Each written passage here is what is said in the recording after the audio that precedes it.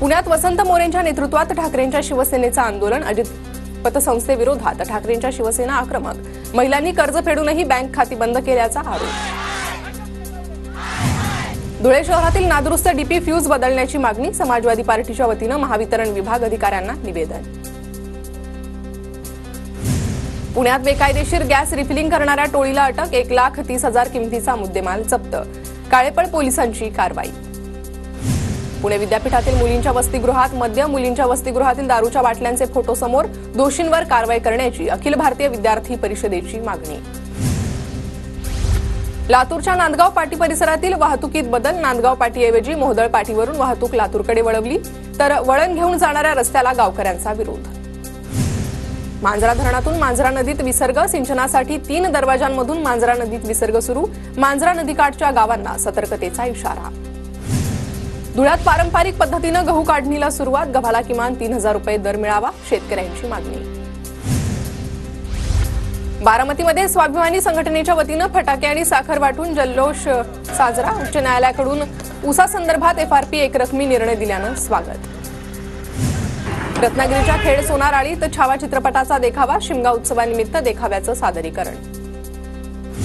धुळे महानगरपालिकेची तब्बल 100 कोटी रुपयांची करवसुली थकीत. नोटिसा देऊनही करवसुली होत नसल्यानं प्रशासनाकडून अखेर मालमत्ता सील करण्याचा निर्णय. गडचिरोली जिल्ह्यातील अनेक भागात सर्रासपणे सागवान तस्करी सुरू. 2 ठिकाणी वनविभागाची कारवाई. एका आरोपीला अटक.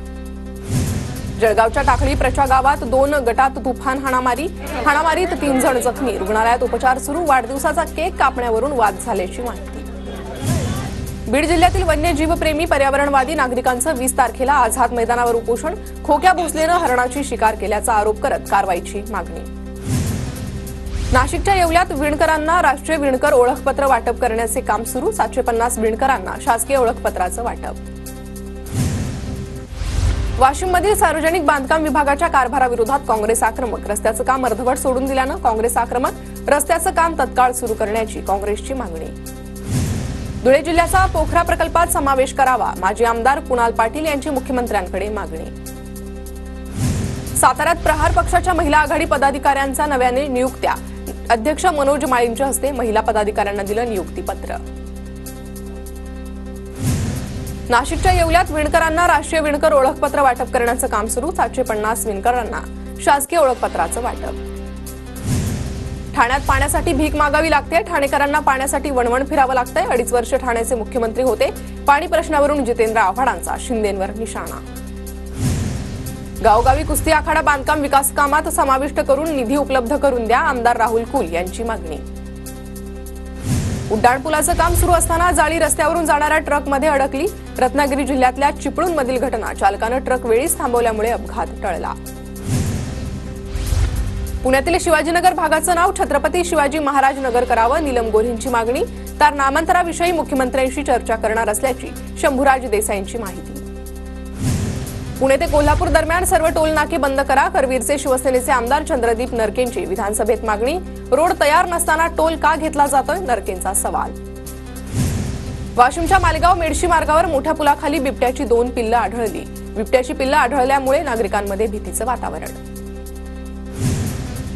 साताऱ्यातील गावडेवाडी परिसरात भंगाराच्या गोडाऊनला भीषण आग. लाखो रुपयांचं भंगाराचं साहित्य जळून खाक. आगीचं कारण अद्याप अस्पष्ट. अहिल्यानगरमध्ये 2 मित्रांचा एकमेकांवर जीवघेणा हल्ला. शाब्दिक वादाचं रूपांतर जीवघेण्या हल्ल्यात. शिर्डी पोलीस रुग्णालयात दाखल. दोघांवरही उपचार सुरू. गणेशवाडी परिसरातील घटना. नंदुरबारच्या शहादा एसटी महामंडळाच्या बसची 8 वर्षीय विद्यार्थ्याला मागून धडक. बसच्या धडकेत विद्यार्थ्याचा जागीच मृत्यू.